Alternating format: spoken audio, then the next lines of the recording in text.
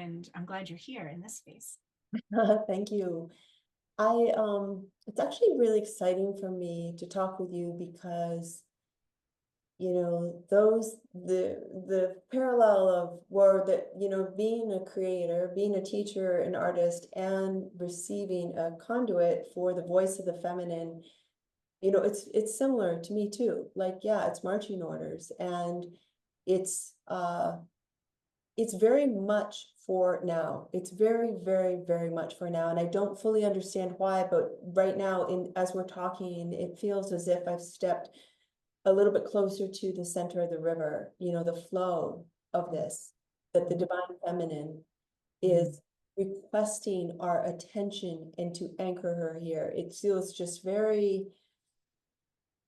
it feels more tangible talking to you, which I really appreciate. And I know because you have many clients coming to you, it probably feels like, well, they recognize it, so it must be real. And people buying my knives, they recognize it, so it must be real. But it's just, I don't know, it's really affirming to my heart to hear about the way she's moving through you. And you're just like, yeah. And I think that this is what priestessing actually is.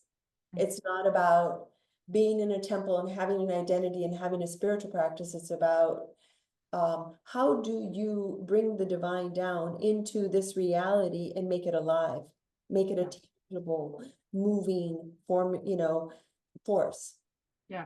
It's not just having devotional practices to a goddess. It's like, how do you bring the divine feminine in and make her live here again, Well, she's always been about how do we bring her forth? And we see her, she's around everywhere. But the idea of the masculine, the God out there, there was something that happened there where we said, oh, God, the masculine God is out there, inaccessible. And then they brought in the church, and, you only have this, the stepping stones of people that hold, gatekeepers. But the goddess is like, no, there's no gatekeepers, y'all. Come on in, open up, come on in, and I'm here to help you. And I feel that these deities, a lot of these goddesses, because the feminine, the divine feminine is so tied to life itself, are like, hey, life on this planet is so precious. We need to come in as part of the force to support life. We want the trees to be preserved. We want the babies to be preserved. We want the rivers clean. We want the oceans clean. We want food to be grown. We want healthy children. We're coming in because you all need some help here. So I just love your surrender and listening. Yeah.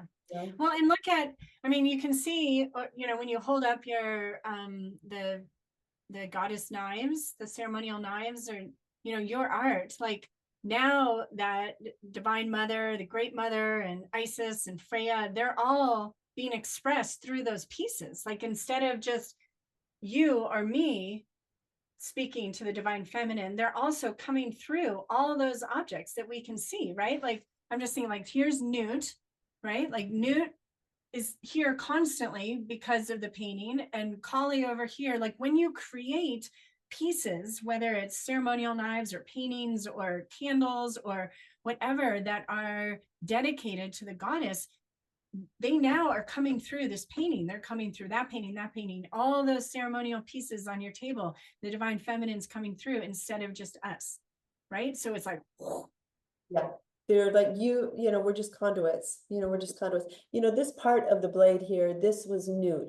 She's actually one of, so the cosmic mother was in just about every tradition. I'm just going to kind of wayside on this.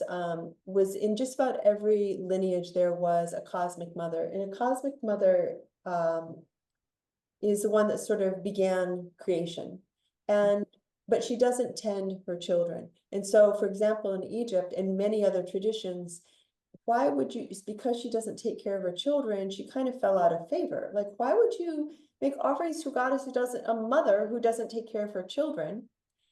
And she, Newt, and a variety of other, there's a whole list of all of these like very powerful feminine, birthing feminines, and being kind of lost because she wasn't like Isis, who is, the goddess of protecting mothers and children and childbearing, pregnancy and such.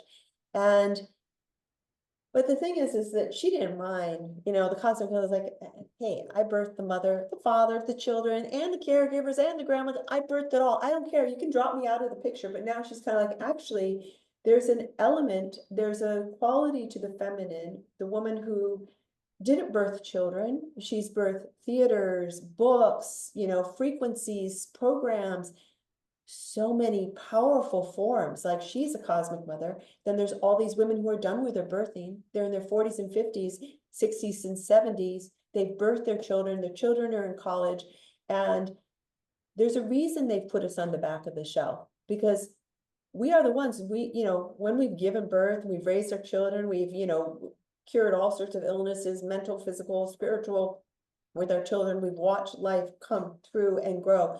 We hold embodied knowledge. So there's a reason, like, that embodied knowledge is too much, but the tribe, or the kind of collective, the force of this aspect, the cosmic mothers, the ones that are now birthing beyond their children, is a force that's going to save, I believe, is going to save the planet, because so friggin' powerful, it's just, and you are providing a space for the cosmic mothers. This is, yes, this is a really relevant thing. The women of our age, our experience, we are the ones, we are the ones. Yeah, and the cosmic mothers, you just have got to start to talk to women about this, Yeah. I'm gonna say something about Freya before we go. Yes, please. Yeah, one of her, because this, I can easily now just talk to you like, well, what Freya told me. She was like, they gave me this identity of having this kind of uncontrollable sexual desire. I'm the goddess of sex and love, and she goes, no. I represent sexual discretion, just being discreet, having my own discernment. The uncontrollable sexuality was that the patriarchy, the men couldn't control me.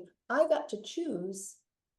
Am I going to, love a troll? Am I going to love, a wayward? I'm going to love a king. I get to choose.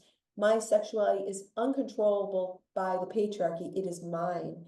So in a weird way, this identity of Freya being this luscious, yes and no, and it's for her. And that's what the thing, the story got taken around. She's like, you've got to tell people, I'm not the sexual, I'm the sovereign of sexuality, of sensuality.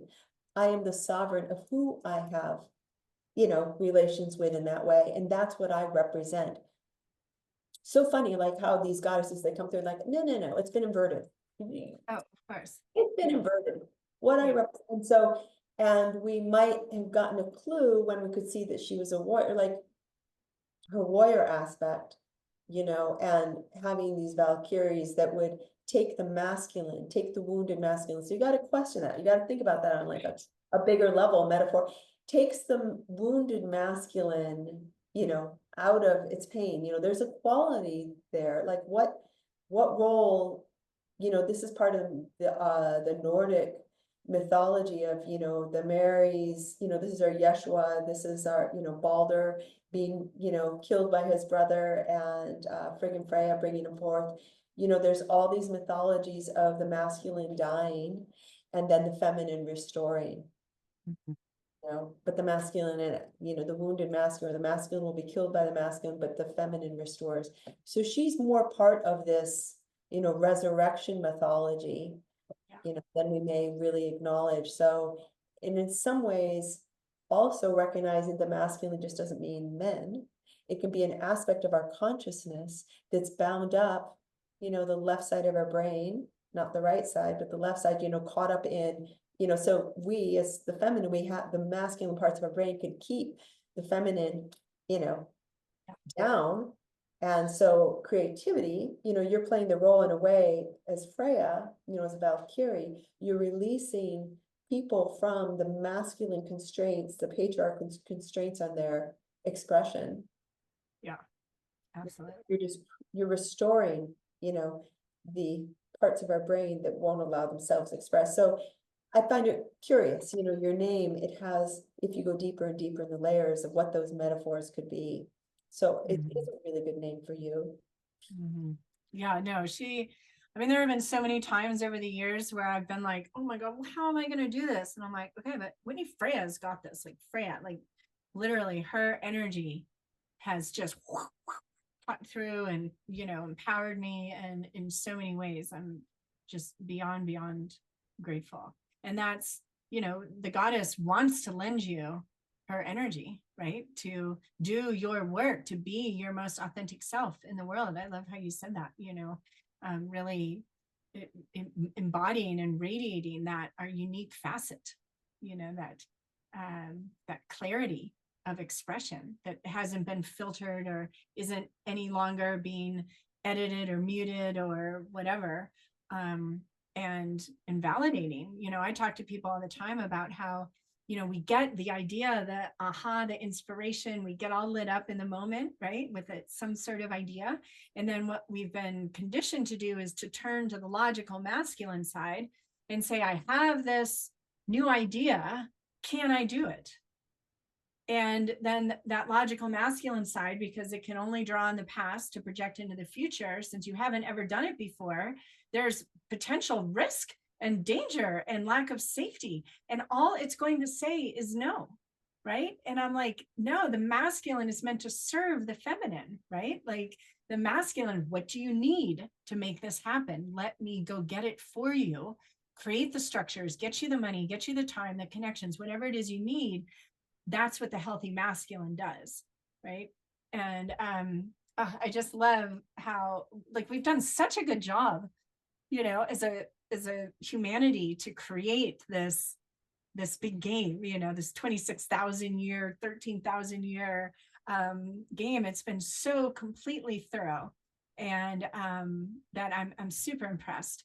And and then, yeah, wow, we get to be here now when there is, for sure, like, I don't know if I want to say the opportunity that I believe will happen. It's just how long, but to be at that watershed moment, that threshold, like that's why it's so tense and there's so much contrast and discord, because there's these two very different timelines, which I know you speak to, that are bumping into each other, so that, like, I'm picturing that, like hopping off of one escalator onto another kind of thing. Like, do you want to stay on this one or do you want to hop on the other one? And you can choose, like, I'm going to live my life based on this. I'm going to follow the beauty code.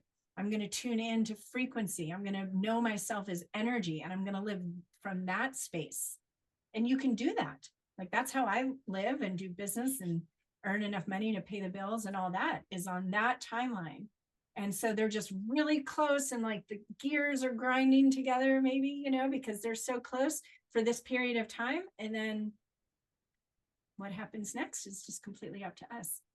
It is up there. There was a study, maybe you've read this, it was called the SPANE study, SPANE as an acronym, and they measured the vibration frequency of different emotions.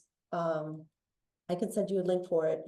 Okay, so they could measure the frequency of anger, of fear. They got so accurate that they could look at the frequency and know what the emotion was, this study. And then, so the highest frequency, which most people would say is love, but actually the highest frequency is authenticity.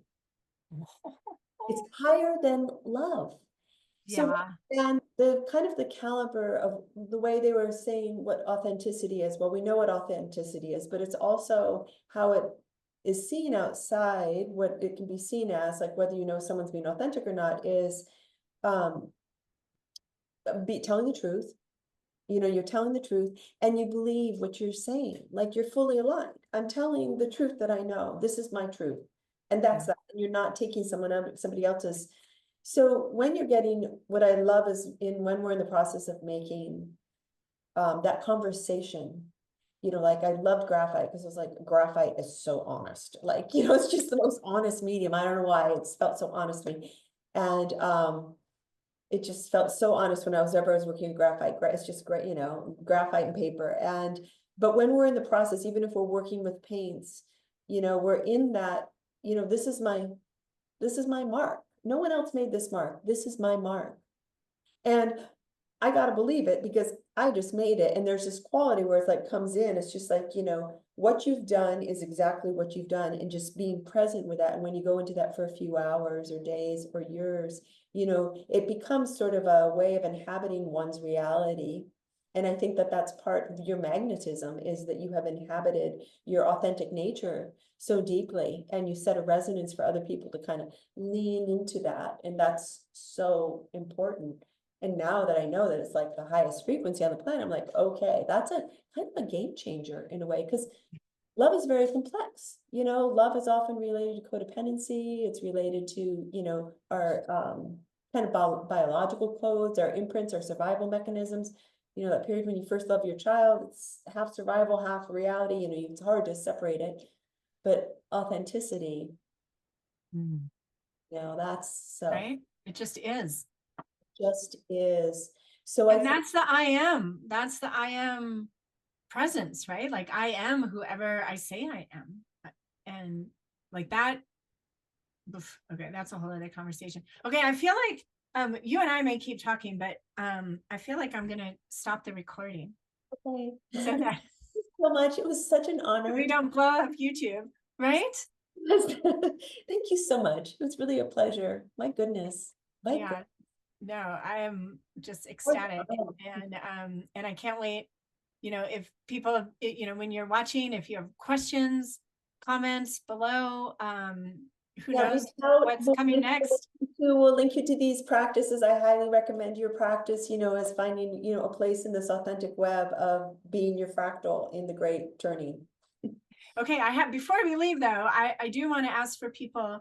So on a practical level, which of course I'm chuckling as I say that, but the ceremonial knives, I'm getting,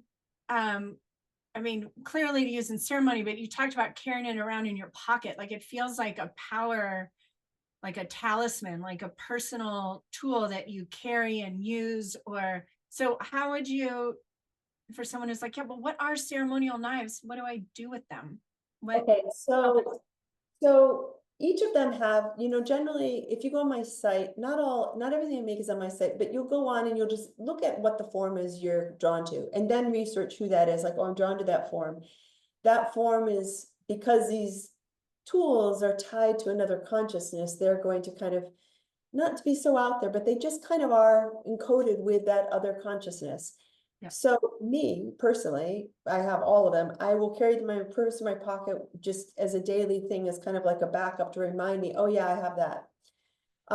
Some of them have been made smaller so that they can be, a pendant. I wear the guy every day. I put it on, just as I put on the guy, I'm like, you and I were in cohorts together, we're in collusion, we're doing this together. And I put, some of them are like protective elements. So some are small, can be worn, and then the larger ones, so it's like for doing shadow work and working with calling down energetics and doing your sigil work through ether, through sand, through dirt. If you do sigil work, or, it's a tool to do if you're an embodied, ceremonial. Suddenly you're like saying, it's me and I'm working with this deity, so, let's work together. And it becomes just a reminder, a landing spot, so that you can make these threads with the other side more manifest, more real. Because if you have a full embodied presence with these other deities, but before, 20 years ago, before we were doing this, or 15 years ago, we had to make these items so that we were always in communion with them. So that's what having an item, so that you're reminded to be in communion. You're reminded that you have that choice to ask for assistance, to be aligned with, the ancestors' altar cloth. I don't think I have one right here. I have that laid out every day. It's not just a once a day or a seasonal thing, so that I light a candle every day to be like, ancestors, I know you're there. It's just a reminder, ancestors, I know you're there. So I think it's about, if you're drawn to owning one, it will bring that element. It's almost like, it's a way to remind yourself that you have access to this huge field of support and intelligence. Yeah. Well, and I believe, like you said, it's encoded with that divine feminine energy. So like I'm imagining, so, okay, I pick up a paintbrush, right? And this paintbrush facilitates, I mean, I can paint with my fingers, which of course I do, but the paintbrush facilitates painting, and it's a reminder of painting, and it facilitates that creation. So on a much more ceremonial, sacred level, your knives are of tangible, like you said, encoded energetic frequency that is that aspect of the divine feminine, as well as this reminder, like a tool you can pull out or touch in your pocket or your purse that reminds you, like, I am a portal, I am an instrument, just like this knife, and if I need to like make more visceral to myself, to my human, I affectionately refer to it as the puny earth brain, remind my puny earth brain that I am an aspect of this energy, and I'm choosing to use it and create with it, and I'm gonna dance, or like you said, the sigil work, or cutting through, like I choose not to believe this, or to release this limiting belief, and I'm going to pull out my Freya knife to make it that much more potent, and to add that much more energy of this is the way it is, right? Like, because I say so, and because the energy of Freya is here with me, I declare this ended and released across space and time. Like it adds clearly, it adds energy to that, whatever it is, your personal ceremonies, which you kind of touched on. It's like it's up to you. You're the sovereign creatress of your life, and how you choose to weave together the seen and the unseen, and the divine and the earthly. I mean, you just said the puny self, the small mind out. I have said, ritual is to reorganize the small mind, and ceremony is to hone our attention like a mantra. It's a mind tool. Mm-hmm. So what are you going to do with your time? If you can assign, and what you do with your time, if you spend a lot of time watching scary movies, your mind is going to be organized towards scary movies. You spend a lot of time thinking about the divine, your mind is going to be organized in that way. And so having ceremonial tools or ritual tools is just kind of a way to organize your own field and your own focus. It's just a way to focus yourself in the direction you want. It's not for everybody, but some people are like, oh yeah, I want to be reminded that I can work with those forces. Just like you probably have that nude painting up a lot, because like, oh yeah, I want to be reminded she's there. I mean, so it's just like that. And it's something that comes from, what I didn't talk about is that most of the pieces I have made are from my ancestors' lineage, Northern European. Who did my grandmothers talk to? Who did my before Christianity? Who were they asking for help with? Because then I realized I would get to have, if I was going to meet an ancestor, an ancient ancestor, pre-Christian, one of the conversations that I would want to know is like, how did you organize yourself spiritually? Where was your spiritual strength? And that'd be the conversation. So I knew if I started to talk to the deities, I was creating a trifecta of the deity, my ancestors' spiritual practice, my own spiritual practice. And Isis and Nephthys would be the anomaly, because Isis is an Egyptian deity, an African, Northern African, Middle Eastern deity, but the temple of Isis moved through Europe thousands of years before the Romans and before Christianity came. Well, and then how do you distinguish? So for me, and I'm just going to divide this video into chapters, and it'll be fun. So I remember learning about soul family, right? Way back, and being incredibly, like, getting this wave of like, oh my gosh, thank you. Like this coming home feeling, because my immediate family, without going into like every single person, are typically not my people. And like, they don't live like me, or think like me, or move through the world like me. And so I have much more resonance with the idea of a soul family. And I know I've had past lives in Egypt. I know I've had past lives here where I live in Oregon. I know I've had past lives and blood lives in Europe and Asia and India and all those places, because they, you know, I feel it and I source it and they find me and I'm surrounded by it, right? So for me, I've you know, understood in so many different ways the lifetimes I've spent in different spiritual traditions, and that this lifetime it's like bringing it all together. And I've always been resistant to picking teams, right? I'm like, it's the many paths up the mountain. And I picture myself like flying over these spiritual practices, you know, across space and time, and picking like what you can see from that higher perspective, right? Like, what is the truth? And then putting that all together and offering it to people in a non-religious way, because I believe so strongly that we're here to live in this co-creative relationship with our divine selves, the infinite, you know, however you describe it. So I like, one of the first spiritual experiences I had, let's say one of the top 5, was in 91. So I was 20 years old, and I climbed the Great Pyramid. And I did not see all the signs that very clearly when I got down are all over the place. Like, you're not allowed to climb the Great Pyramid. I did not see any of that. I just started walking up the pyramid. And anyway, long story short is I got almost to the top. It was June, Cairo. I had no water. And there was like people and police gathering at the base of the pyramid looking at me. And I was like, oh, right, no one else is up here. I'm probably not supposed to be up here. I mean, literally police in white robes and turbans on camels, right? Like down there. And at first I just kept going up because I was like, I don't want to go down there, you know? I didn't know what was going to happen. And from then on, my intuition was, you know, kicked in. And I have a relationship with Metatron that is connected to the Great Pyramid that has been woven through, and Newt and all the things, right? So for me, my authentic self says I have ancestors in Egypt, you know, and in Asia and all those places. They're my soul family, or expressions of me that are not defined by my physical lineage. And I feel like you have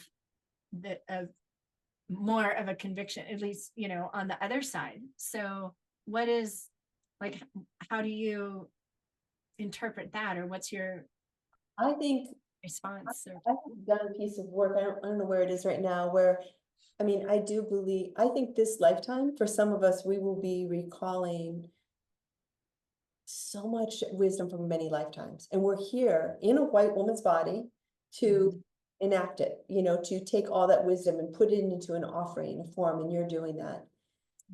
So I was really into Tibetan Buddhism and the deities of Tibetan Buddhism. And then I found some of the names and deities. I found deities of Nordic deities, and I'd known about Tibetan Buddhism, but suddenly I was noticing that the deities had similar names, consorts, powers, and suddenly this Proto-Indo-European body of knowledge, languaging, actually it was really just down into language. I was like, wait a second, these are like aspects of the same deity in different places, you know, in the Himalayas and in Norway. And then suddenly, like, it was just like, it's all coming from the same, there's different expressions. And then I kind of, once that happened, I saw this correlation. I was like on the hot trail. I was like, I am going to find, I know that all the deities, I could probably find more deities in the Nordic tradition that are part of my lineage in Tibetan Buddhism, and I did. And then I was suddenly like, the veils just were like formed. Yeah. And I do believe that everybody on the planet, just about everybody on the planet, has had multiple lifetimes.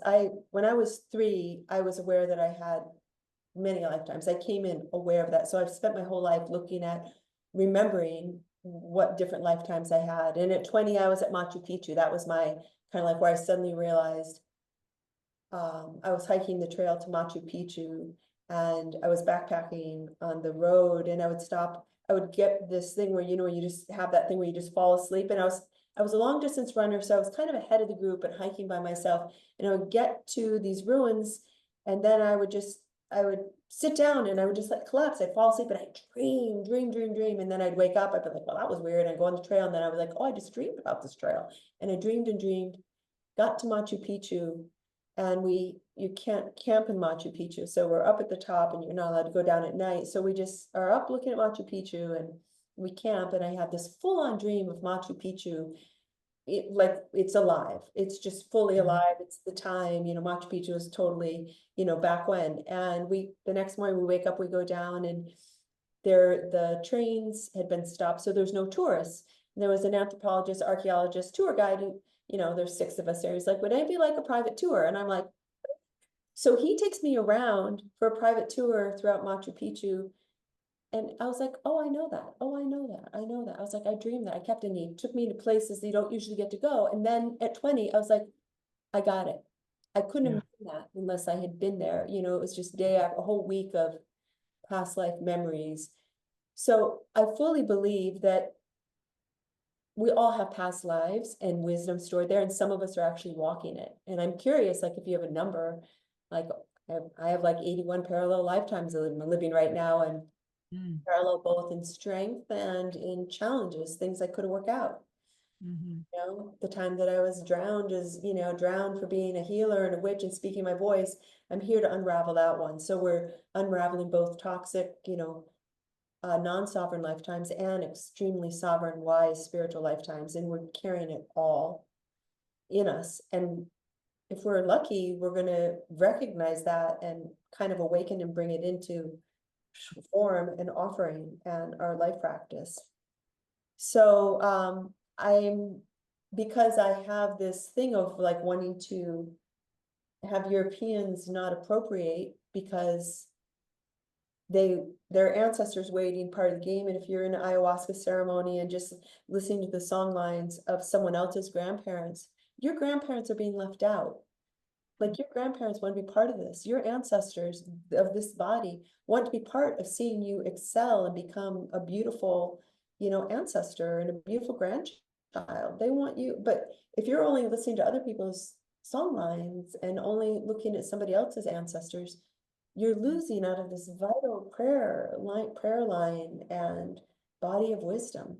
You know, we had European ancestors that were highly magical, you know, and highly attuned, and otherwise we wouldn't be here. We just couldn't survive. They did not know how to find water through dowsing and know how to listen to the, you know, the hoofbeats of the caribou, or listen to, you know, the bird aware particular animals, or know how to fish and see fish underneath water, and know how to find a whale and, you know, call a whale in. You know, our ancestors knew how to do those things, and we're evidence of that, and they would like to talk to us about how to navigate our reality. But they chose us because we also had these other magical realities and bodies of knowledge to awaken that again.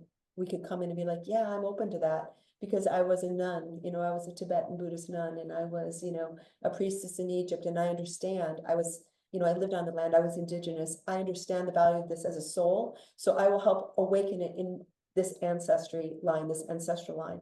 So, oh, there's the ancestors cloth. So that's why, you know, the ancestors, this is the ancestors cloth. That is why the ancestor work seems important to me, so that people can have access to that body of knowledge, our own indigenous body of knowledge, to match along with our own past life knowledge. So yeah, beautiful. I love that. I love yeah. that being together. So yeah, I haven't counted. I joke that I resist counting at all. Oh. Plus, I like start counting and I'm like, it's around something. Like, it's fine. Well, it's helpful. You have a lot, and I know I've lost track too, because it's just, it takes too much. I'd rather think about other things, but the fact that you know that you have other lifetimes to call upon is kind of the thing. Not everybody knows that they get to do that. Yeah. And say like, I know that. For some reason, I know that. I'm not going to question it, why I know that. I'm actually going to dive into that past life and gather that knowledge. I'm not going to question it. I'm just like, it's there. I'm going to access it. Thank you. Yeah. Yeah. Absolutely. I love it. Well, I think or feel a thread that's being offered to each of us once again, or like you said, an affirmation, and to anyone watching is this invitation to dramatically, magically, with delight and wonderment and respect, get curious about all of what's available to you and all of who you are. And in these times, as things become, less and less defined, less and less traditional, less and less secure, as the old structures fall to make way for the new, we have to source our security and our confidence and our hope from within. And Caroline and I think I can speak for both of us, are intensely passionate about offering ways for you to do that. And I do believe that the survival of our species depends on it in many, many ways. And as Western women who are, for the most part, not completely, but free and able to express and to be authentic and to offer our medicine to the world, please do not hold back. And I know, right, if either of us can support you in any way, reach out, get curious. And I'm sure this will not be the last conversation, right? Love you so much. Love you so much. Thank you so much. This was really an honor and a pleasure. My gosh. Volumes. Volumes of gratitude. Blessings.